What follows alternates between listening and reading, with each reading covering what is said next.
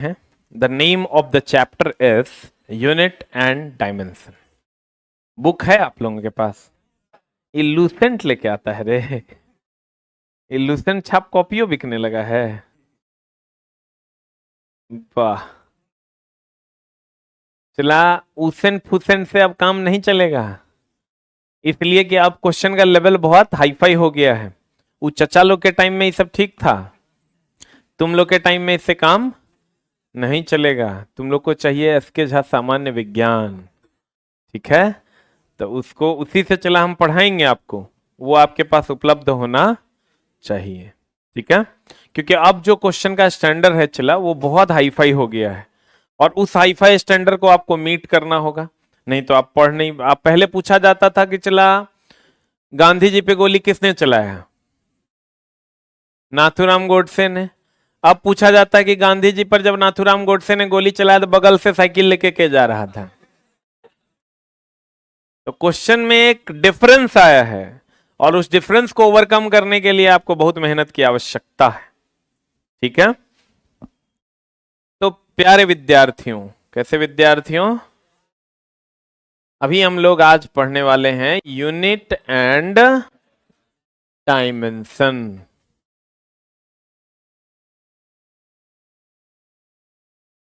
इधर है।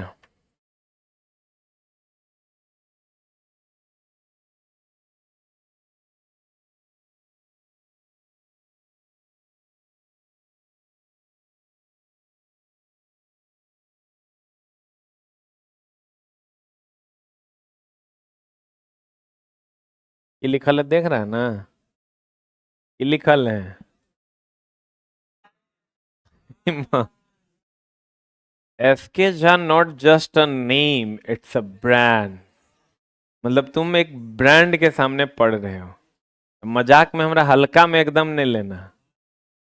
और दूसरा बात चला कि मेरा क्लास नहीं छोड़ना।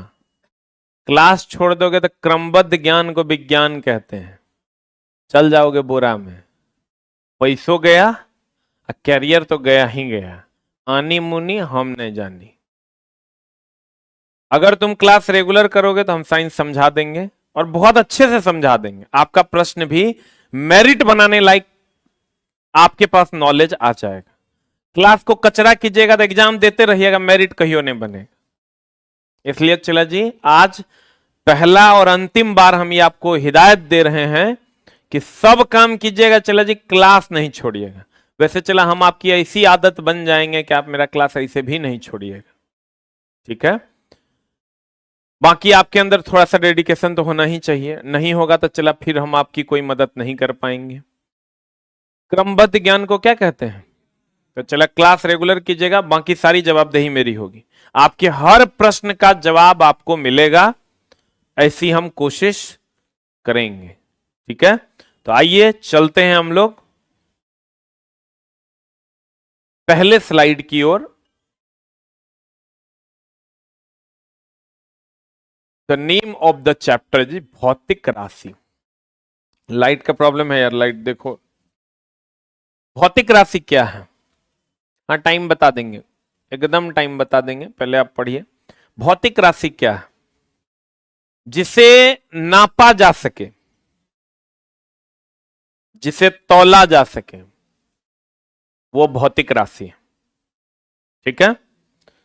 जैसे चला मोहब्बत, इश्क, प्यार, इसको कोई नाप सकता है क्या? कभी हम किसी को कह सकते हैं कि हम आपसे 2 किलो मोहब्बत करते हैं? कोई कह सकता है क्या? नोबडी कैन से दैट कि हम आपसे 2 किलोग्राम मोहब्बत करते हैं, हम आपसे 2 किलोग्राम दुश्मनी करते हैं। ये सारी चीजें भौतिक राशि नहीं है, क्योंकि इसको नापा नहीं जा सकता। लेकिन अगर आप किसी दुकानदार के पास जाइएगा और कहिएगा हमको 2 किलोग्राम चावल दो, यह सही स्टेटमेंट है, क्योंकि चावल द्रव्यमान में होता है और उसको नापा जा सकता है। मोहब्बत भौतिक राशि नहीं है, इश्क भौतिक राशि नहीं है, दुश्मनी भौतिक राशि नहीं है, क्योंकि इसे नापा नहीं जा सकता, और जिसको नापा जा सकता है वही भौतिक राशि। एनी दरद?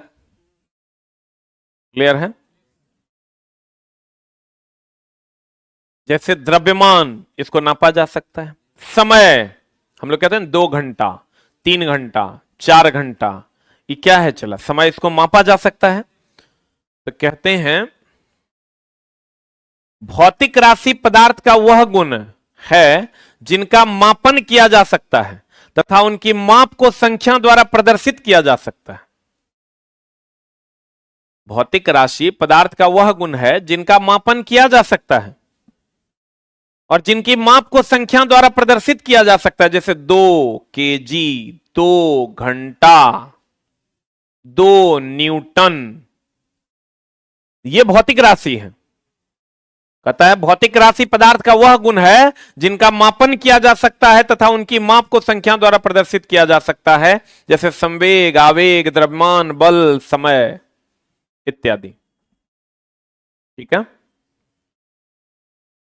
अब मात्रक क्या है? व्हाट इज मात्रक? कभी आप दुकानदार के पास गए हैं? गए हैं? उसको कभी जाके बोलिए कि केजी चावल दो, क्या बोलना है? क्या वो देगा? वो पूछेगा कितना केजी। क्या पूछेगा? कितना केजी। आप कहिएगा 2 kg। आप जाके बोलिए कि 2 चावल दो, देगा? आप बोलिए 5 चावल दो, पागल हो गया है क्या?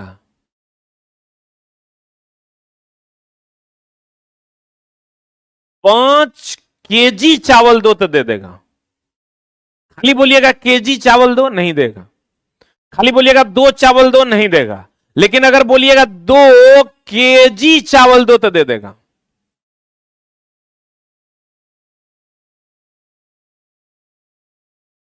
बोलन रे, इतना सीरियस बैठा लगता है मातम में बैठ गया। ताजा ताजा पैसा दिया तो लगता है जे बोलेंगे सब तुरंत तुरंत ले लेंगे। इतना सीरियस मोड में पढ़ाई नहीं होता है। बाप रे बाप, लगता है मरनी में बैठा। अरे चोट्टा, तो क्या है? ये संख्यात्मक मान है। 2 संख्यात्मक मान है और केजी मात्रक है। 2 संख्यात्मक मान है और केजी क्या है? मात्रक है। इसका मतलब किसी भी भौतिक राशि को व्यक्त करने के लिए when a physical quantity is represented by two quantity, one is numerical value and another is units. किसी भी भौतिक राशि को व्यक्त करने के लिए हमें 2 चीजों की आवश्यकता होती है, एक संख्यात्मक मान और दूसरा मात्रक। संख्यात्मक मान अकेले किसी को व्यक्त नहीं कर सकता, मात्रक किसी को अकेले व्यक्त नहीं कर सकता। किसी भी भौतिक राशि को व्यक्त करने के लिए 2 चीजें चाहिए, एक मात्रक और एक संख्यात्मक मान। That's numerical values and units. बोलो ना। हम कहेंगे ये लकड़ी कितना लंबा है, आप कहेगा 2 लंबा है। ये गलत स्टेटमेंट है। आपको कहना होगा 2 मीटर लंबा है या 2 फीट लंबा है। बोलेंगे फुट और फीट में डिफरेंस है। फुट हुआ 1 तो फुट और 2 3 4 5 तो फीट। 1 फुट और 2 फीट। बोलेंगे 3 फीट 4 फीट लेकिन 1 फुट।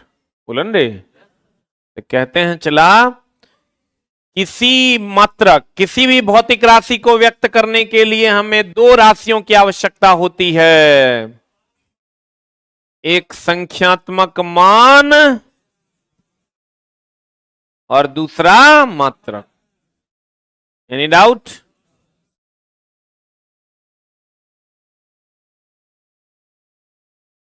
मापन या मात्रकों की पद्धति। मापन या मात्रकों की पद्धति। अब देखिए चला, जैसे कभी आप अपने रूम पार्टनर से पैंचा लिए हैं? नहीं लिए हैं? हम लोग तो लेते थे, चला चावल लेते थे तो गिलास लेके नाप के लेते थे।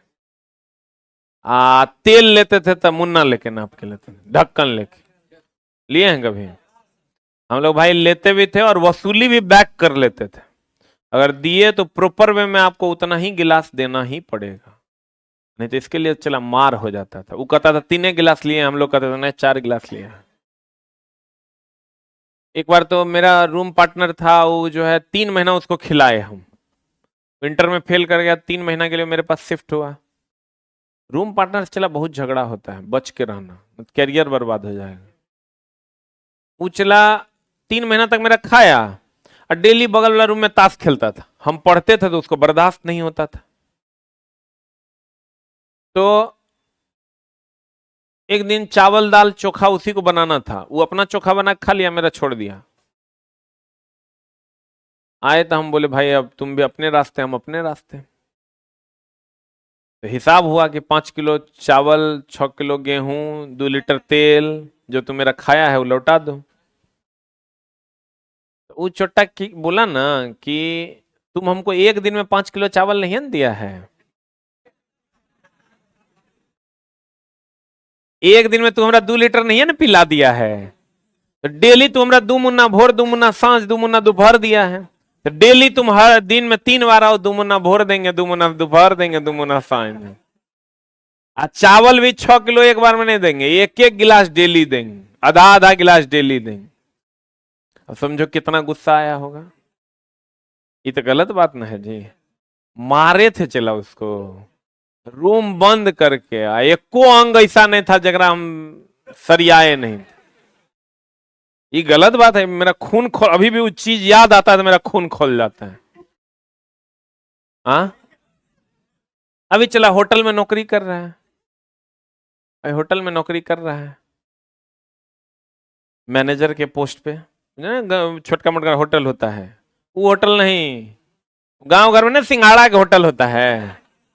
मैनेजर के पोस्ट पे नौकरी करता है, ब्याह कर लिया है, वो बाल बच्चा हो गया, कुत्ता वाला हाल है। 500 दे देते हैं तो लगता है भगवान आ गए हैं। हम अपना पैसा दे के पीछे पीछे घुमाते रहते हैं। जो कुकर्म करेगा चला ओकरा हर हाल में फल भोगना पड़ेगा, ये बात तुम जान लो। अब जितना वो ताश खेलने वाला है ना, गांव में अभी सब्जी के चट्टी बिछाता है। मजाक में, लाइफ को तो एकदम मजाक में मत लेना। जवानी में जब मजा लेगा ना, ओकरा सजा मिलना है, और जो 6 महीना सजा भुगत लेगा ओकरा पूरा जिंदगी मजा आना है। हम लोग चला 2-4 साल मेहनत के, माँ का म्याज बुलंदी में, या कुछ जे वैसा है ये रहबे नहीं करता है जगरा में पंसे या गड्डी नहीं रहता है। पैसा से मन उब गया देख देख के। चला अगर हिम्मत है ना, हाथ में कलम लियो सरिया दो, ये तो ब्रह्मास्त्र है। अगर कोई अंते न है, बाबूजी कहते सब कुछ सब ले लेगा, कलम कोई छीन पाएगा। मेरे घर में चोरी कर लो, कल फिर उतने कमा लेंगे। इसलिए इससे मजबूत बनिए। कहते हैं चला जी कि अलग अलग जगहों पर, जैसे हम लोग चला गांव घर में जाना, कनमा चौठी पहले चलता था, गिलास से हम लोग नाप के देते थे। तो चला अलग अलग जगहों पे अलग अलग चीजें चलती थी। जैसे हम लोग यहां जाके कहते हैं 2 kg चावल दो, ब्रिटेन में लोग कहते थे 5 पाउंड चावल दो। अभी आप यहां से चले जाइए बाहर, दुकानदार को जाके बोलिए तो 5 पाउंड चावल दो, तो कहने से आया है, पाउंड बुझवे नहीं करेगा। आपको कहेगा किधर से आया है, पाउंड फाउंड हमारा नहीं आता है। लेकिन आप ब्रिटेन चले जाते और वहां जाके कहते 2 kg चावल दो, कहता क्या बोल रहा है। हम लोग को पाउंड समझ में आता है, तो पाउंड हम लोगों को अभी भी नहीं समझ में आता है। केजी उन लोगों को नहीं समझ में आता था। इससे होता क्या था, चला पहले अगर आप एक देश से दूसरे देश जाते हैं ना, तो 6 महीने की ट्रेनिंग लगती थी कि आपको सारी चीजें सिखाई जाती थी। वहां ऐसे पाउंड में बोलना है, समय को ऐसे बोलना है, दूरी को ऐसे बोलना है। वो चीजें तो कहा गया कि क्यों ना ऐसा किया जाए कि पूरी दुनिया में एक common system of international develop किया जाए। पूरी दुनिया में एक common system of international develop किया जाए, एसआई यूनिट जिसको हमने कहा। कहा ठीक है, कॉमन यूनिट अगर हम लोग डेवलप कर देंगे कि यहां किलोग्राम में, तो ब्रिटेन में भी किलोग्राम में, अमेरिका में भी किलोग्राम में, फ्रांस में भी किलोग्राम में, बुल्गारिया में भी किलोग्राम में, जॉर्जिया में भी किलोग्राम। तो कहा कि चल पहले ये स्टडी करो कि पूरी दुनिया में कहां पर कौन सी पद्धति चल रही है। जैसे मान लो चला कि दो लोगों को इंग्लिश आता है, 98% को चला हिंदी आता है, हमको ही पूरे रूम का लैंग्वेज कॉमन करना है।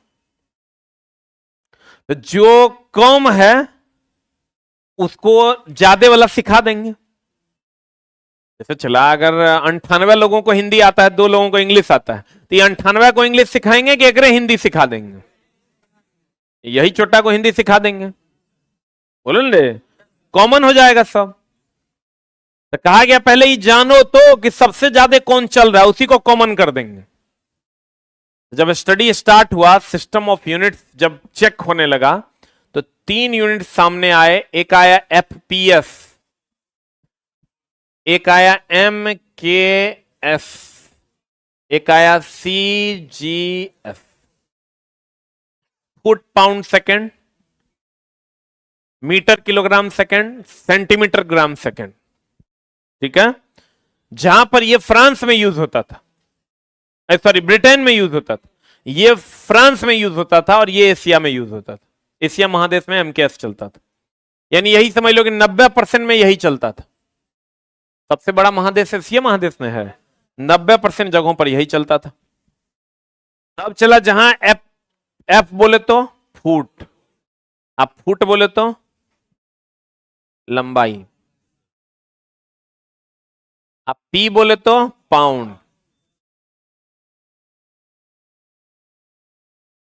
पाउंड बोले तो द्रव्यमान, एस बोले तो सेकेंड,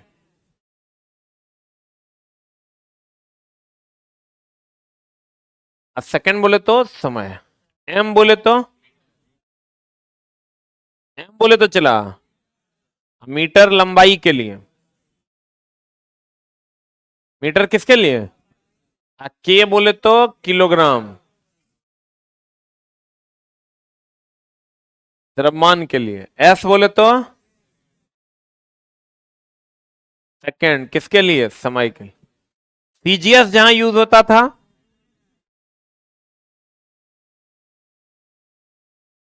सीजीएस जहां यूज होता था चला वहां सेंटीमीटर, सेंटीमीटर लंबाई के लिए, ग्राम किसके लिए, द्रव्यमान के लिए, सेकेंड समय के लिए। चला गौर से देखोगे तो ये foot pound second, metre kilogram second, centimetre gram second, ये अलग अलग जगहों पर यूज होता था। ये ब्रिटेन में यूज होता था, इसलिए इसका दूसरा नाम ब्रिटिश पद्धति है। अब ब्रिटेन चला कितना बड़ा है, ये है पटना के बराबर, पटना स्थानीय नंबर होगा, इससे ज्यादा थोड़ा होगा, आधा बिहार मान लो। उतना ज्योग्राफी हमारा नहीं आता है, लेकिन सुनते हैं कि बिहार उस छोट है। उतने जगह पर एफपीएस यूज होता था। जो सीजीएस है चला, इस सीजीएस फ्रांस में यूज होता था, इसलिए इसको फ्रेंच पद्धति के नाम से जानते हैं।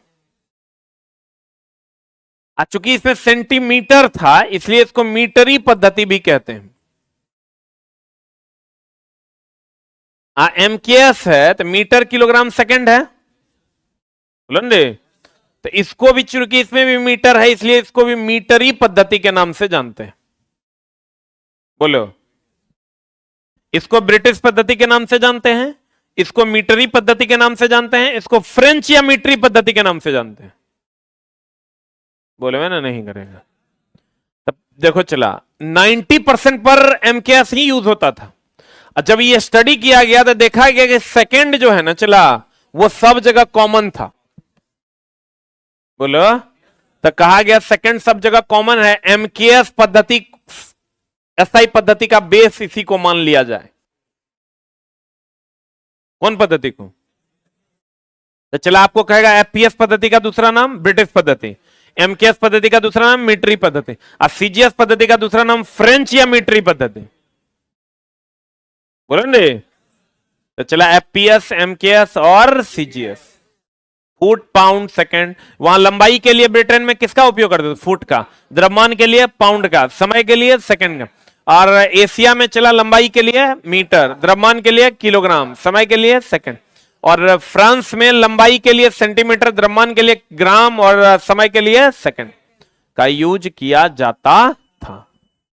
सीजीएस पद्धति का दूसरा नाम फ्रेंच या मीट्री पद्धति, बोलो ना। और यहीं से चला ये एमकेएस पद्धति से गठन हो गया एसआई पद्धति का। सन 1971 ईस्वी में फ्रांस की राजधानी पेरिस में माप तौल विभाग के अंतरराष्ट्रीय सम्मेलन में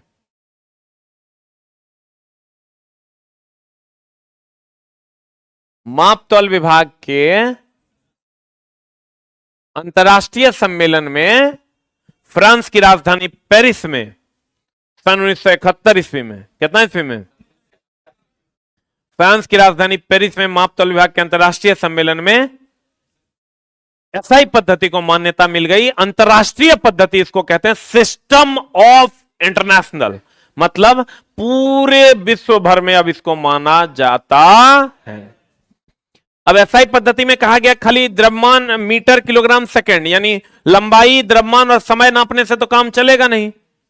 और भी चीजें, विद्युत धारा है उसको कैसे नापिएगा, पदार्थ की मात्रा है उसको कैसे नापिएगा, ज्योति तीव्रता है उसको कैसे नापिएगा। तो कहा गया कि चलो ठीक है, इसको और थोड़ा बढ़ा देते हैं। एसआई को दो पार्ट, ये तीनों तो रहबे करेगा, इसमें और 4 दूनी 6 को जोड़ दिया। इसको 2 पार्ट में बंटा, एक आधारी और दूसरा संपूरक। आधारी की संख्या थी 7 और संपूरक की संख्या थी 2। पहले तो 3 गुण था, अब इसमें 6 गो और जोड़ दिया गया। एसआई के कितने प्रकार? आधारी, और आधारी की संख्या कितनी थी? 7। संपूरक की संख्या, क्लियर है?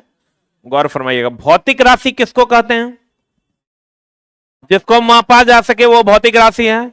चला एगो चीज ध्यान रखना, पढ़ाई का दूसरा नाम रिवीजन है।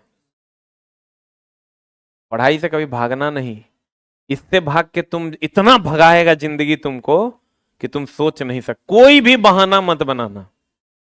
अभी तुम्हारे मन में जो बच्चे अभी बाहर से आए होंगे, आउट ऑफ स्टेट आए होंगे या बिहार के भी होंगे, उनके दिमाग में बहुत सारा बात अभी चल रहा होगा।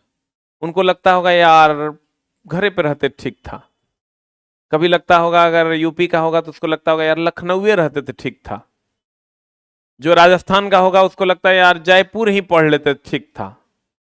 बहुत लोगों को लगता होगा यार ऑनलाइन पढ़ लेते थे ठीक था। चला ये समझो, दिमाग तुमको हमेशा उस तरफ लेके जाएगा जिधर तुम कंफर्टेबल रह सको। दिमाग कभी तुमको कष्ट की ओर लेके जाएगा? तुम्हारे पास 2 रास्ते हैं, एक चला जहां कांटा है और एक नॉर्मल रास्ता है। दिमाग हमेशा कहेगा नॉर्मल वाला चलो, तनी दूरे होगा तो घूम लेंगे। लेकिन अगर तुम मेंटली डेडिकेटेड है कि हमको 10 मिनट में मंजिल को पा लेना है, तो मां कसम दौड़ जाएगा।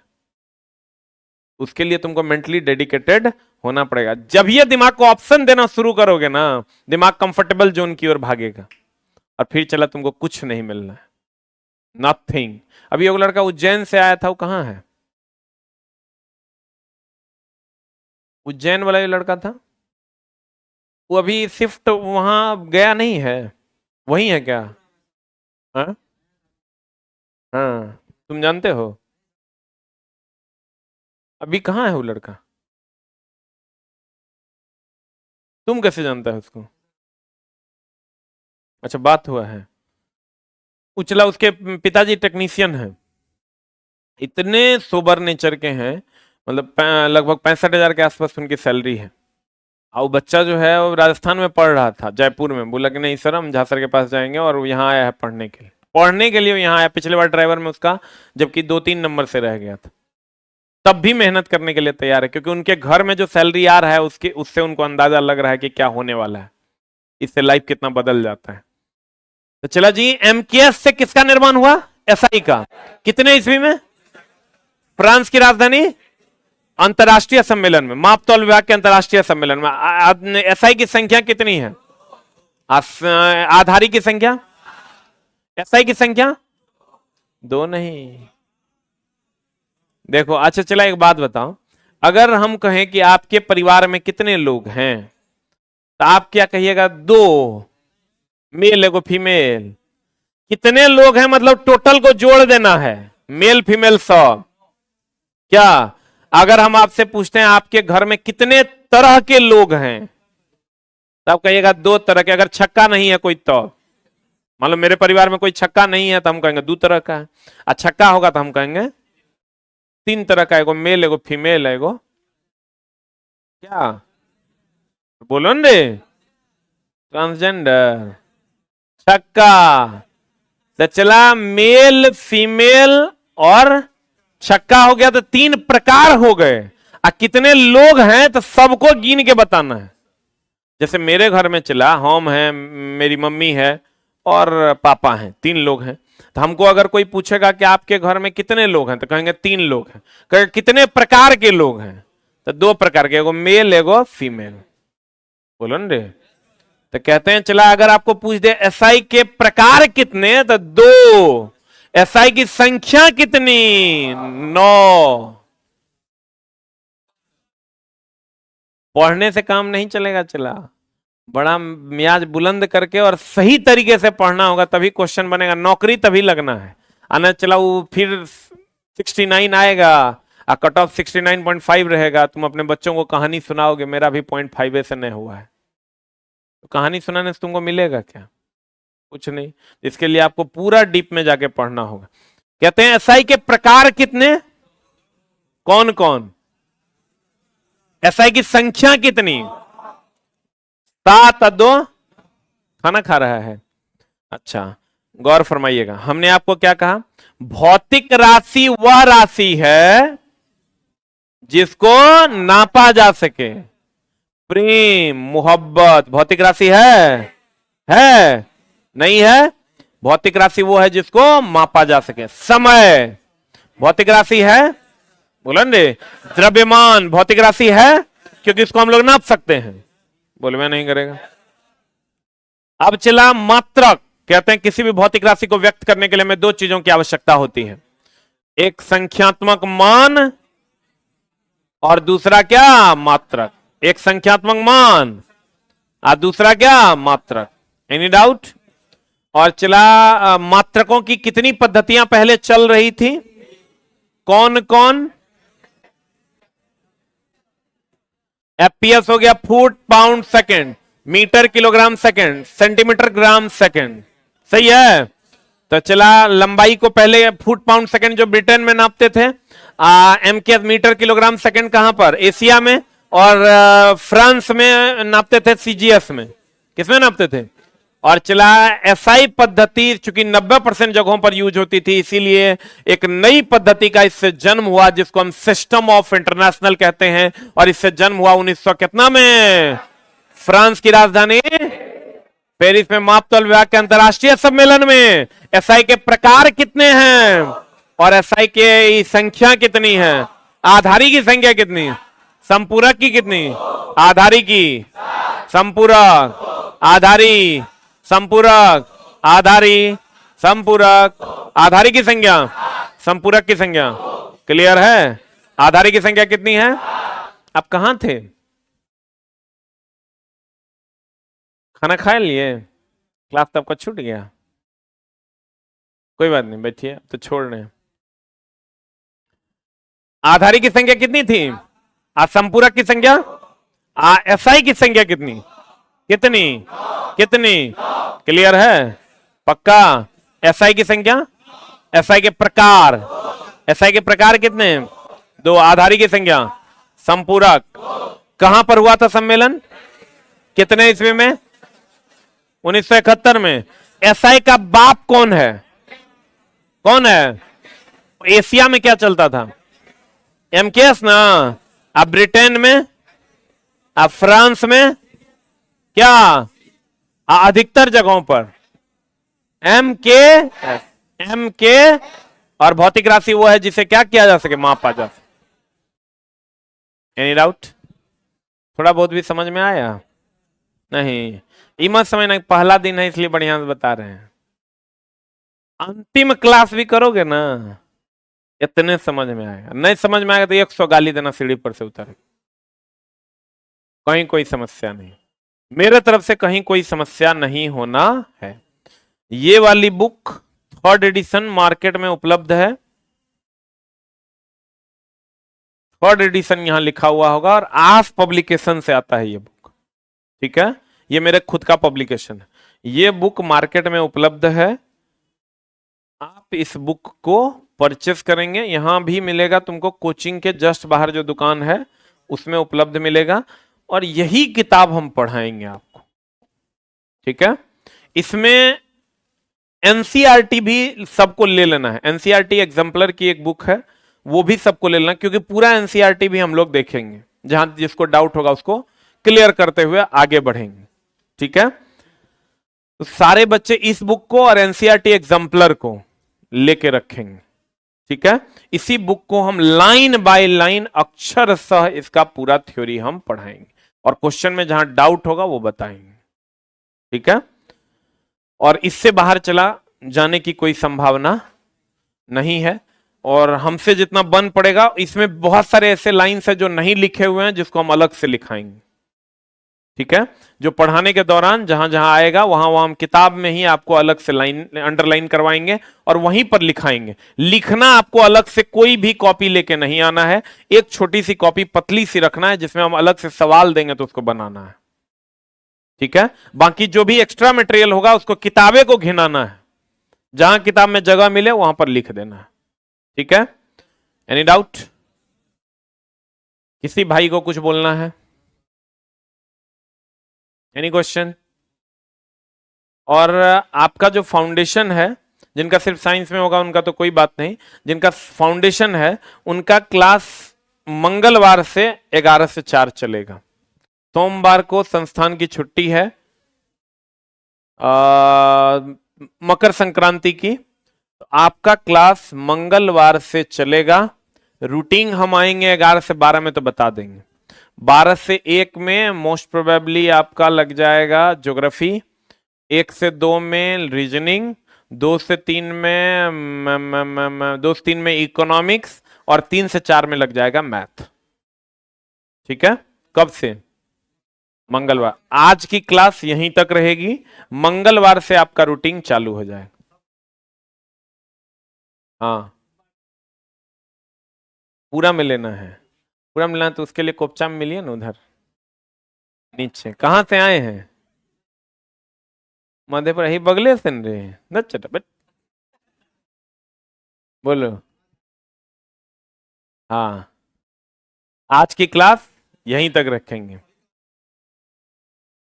सभी क्लास इस रूम में नहीं होगा। सोमवार मंगलवार का जो क्लास हम लेंगे वो इसी में लेंगे। मंगलवार के बाद मेरा क्लास हॉल में होगा, बाकी क्लास के लिए आपको इंस्ट्रक्शन मिल जाएगा कि आपका क्लास कहां होना है। ठीक है, और बोलिए। वो क्लास का इंस्ट्रक्शन आपको जैसे जैसे स्टाफ देगा वैसे वैसे घुस जाना है अपने अपने रूम। एक रूम में जिसमें आप शिफ्ट होइएगा उसी में आपका क्लास चलेगा।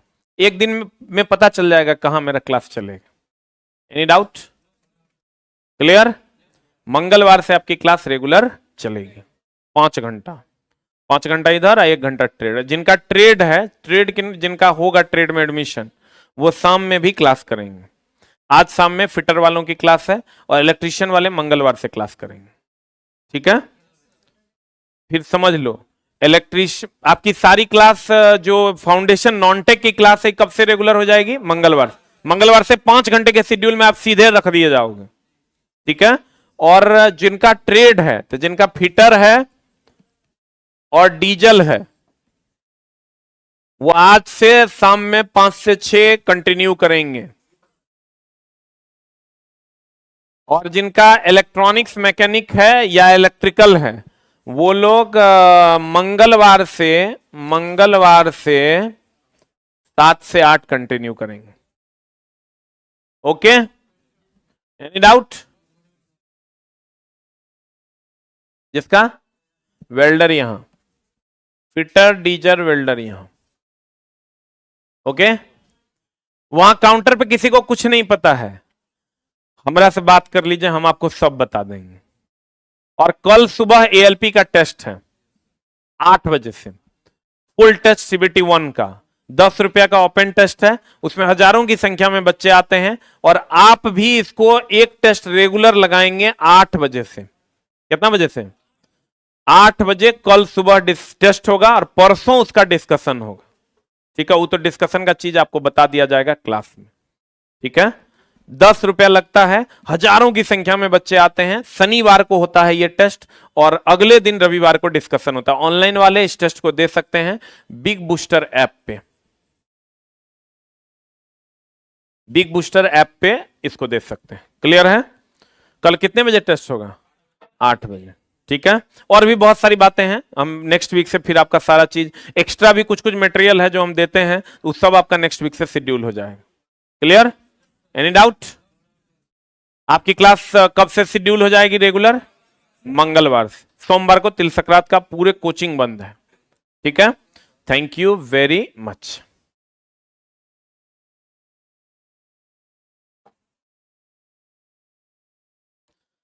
जो लोग ऑनलाइन वाले हैं वो बिग बूस्टर